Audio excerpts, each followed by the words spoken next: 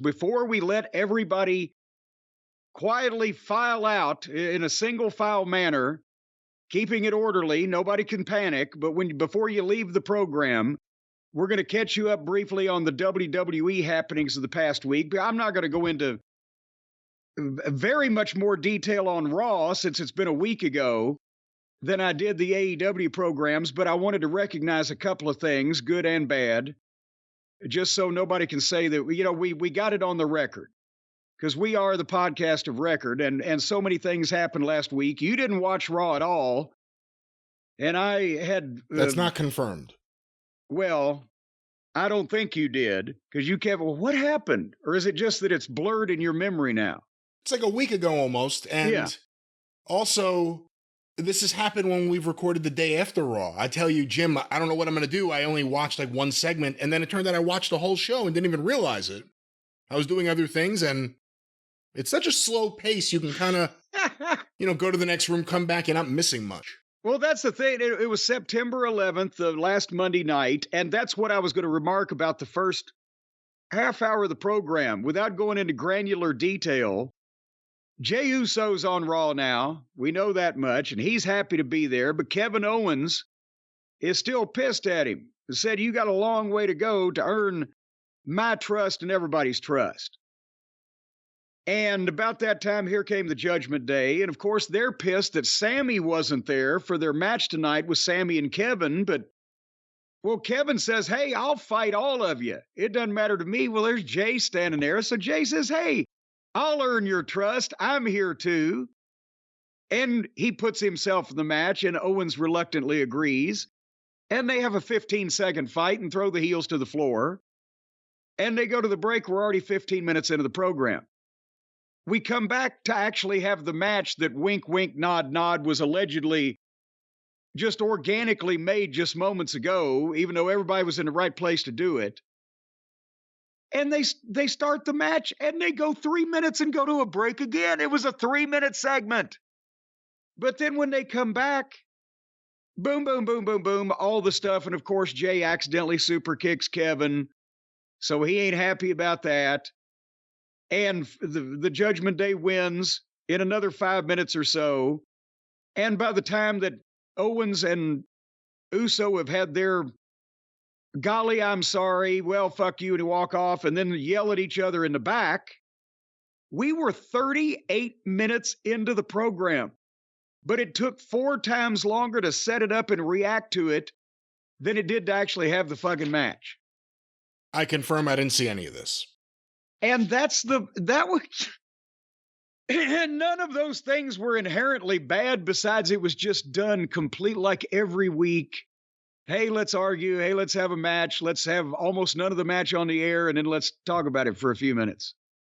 The same people, almost 40 minutes in an hour wrestling program, they'd have been the whole show. Can you imagine if they treated the promos the way they treat the wrestling on the wrestling show? We're just in the middle of the promo, they go to a commercial. Yeah, it's nonstop. You can't get into any matches on this show.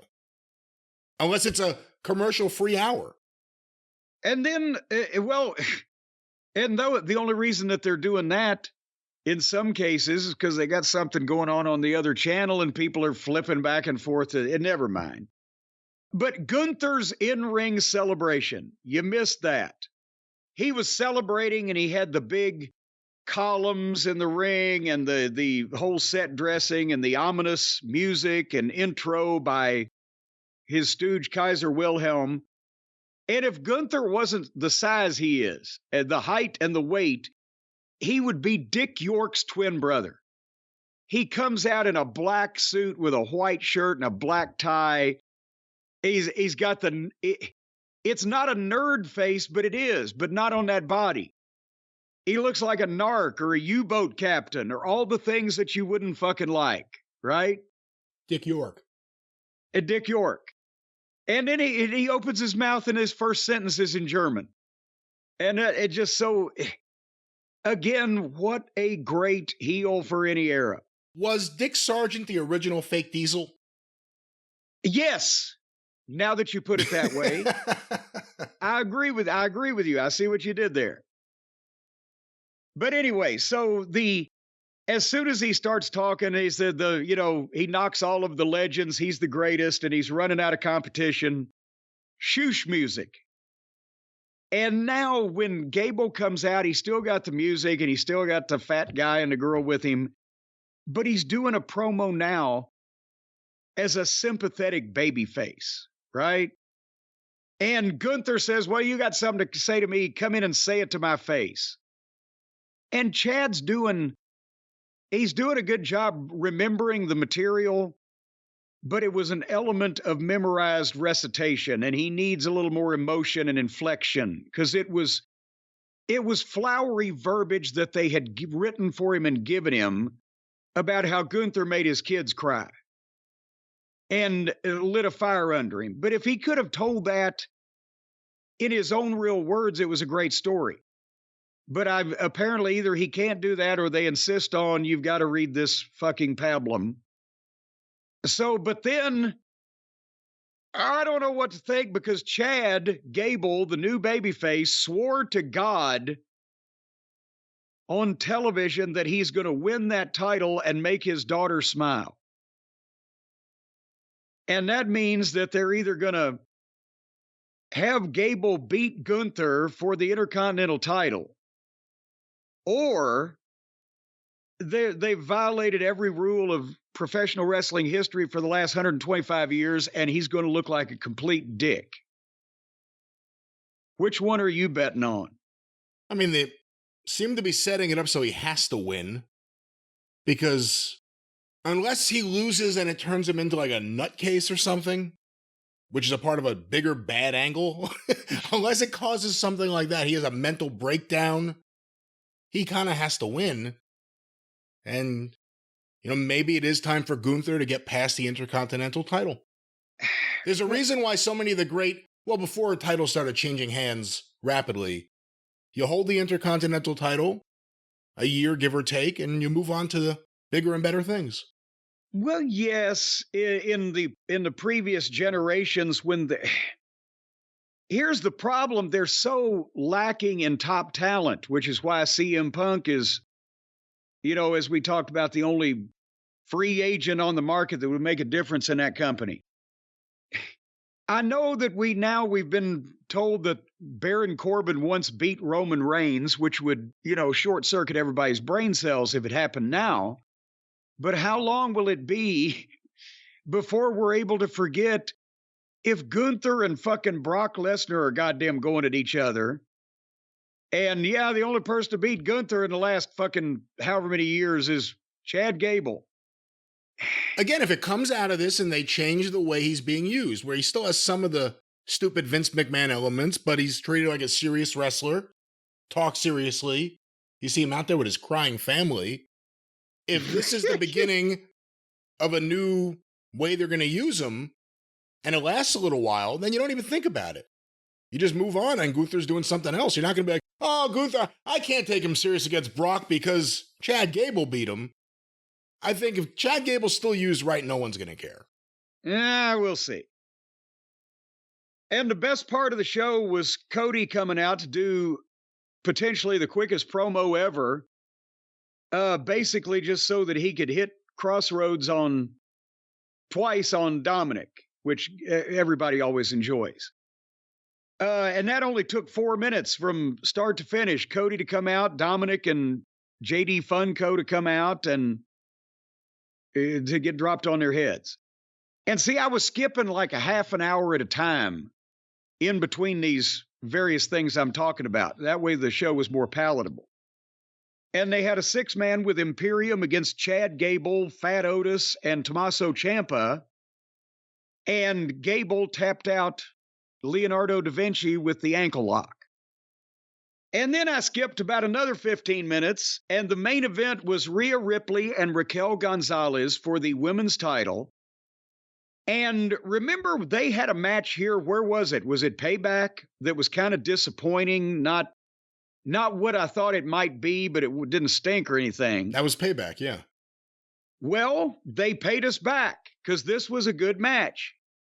It was a struggle. They're physical. They're working, whether they could be men or women, they're working a good, stiff contest.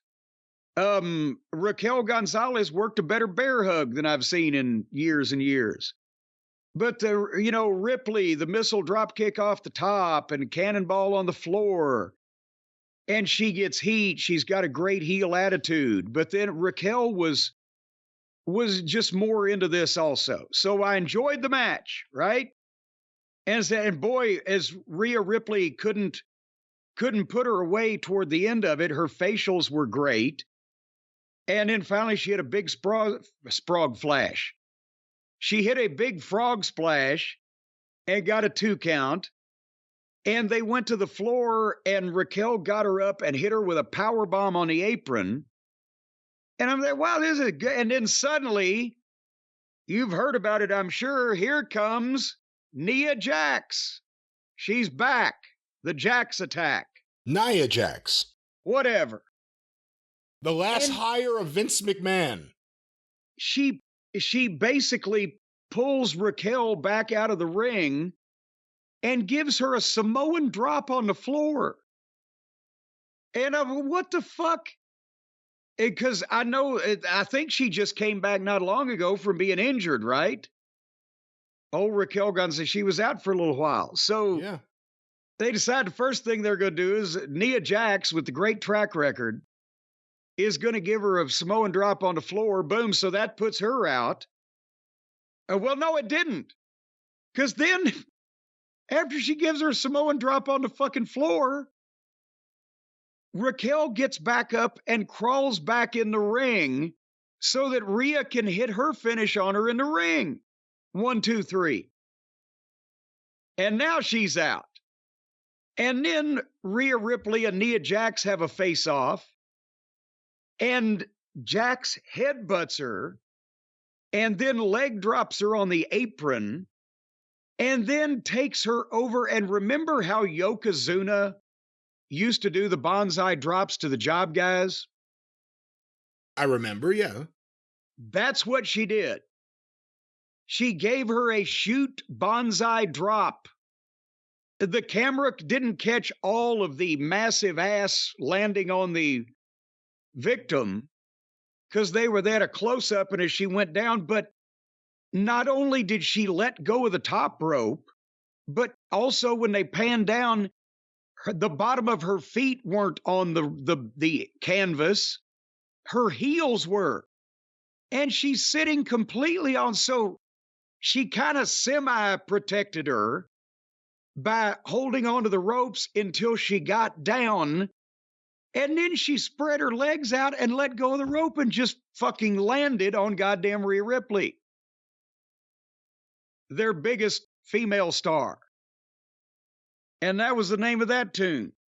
So now we not only got to suffer the fucking human refrigerator back in the ring, but she's going to assassinate half the roster in the next 2 weeks, apparently.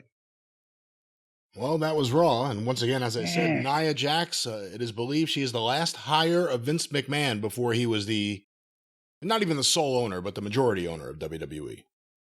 And what? Or not before he was, or the last but before one of his he, era. but yeah, blah, blah, blah, blah. He wants to go out. He wants to die on that hill. Or just that lump. That hole. My hole. All right, but let's anyway, that was Raw, and boy, it sure was.